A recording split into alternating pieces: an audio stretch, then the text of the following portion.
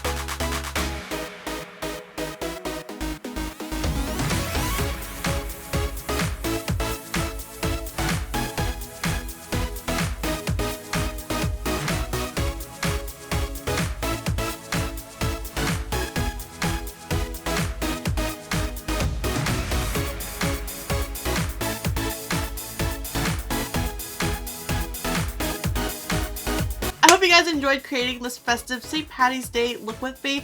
I would love to know, what are your St. Patrick's Day plans? What looks do you plan on creating? What are some of your favorite green palettes? I would love to know in the comments below. And don't forget to check out everyone else's video. There'll be a playlist linked in the description below. Thank you so much for watching. I really hope you enjoyed this video. Don't forget to subscribe before you leave. And if you don't, I appreciate your view anyways, and I'll see you in the next video.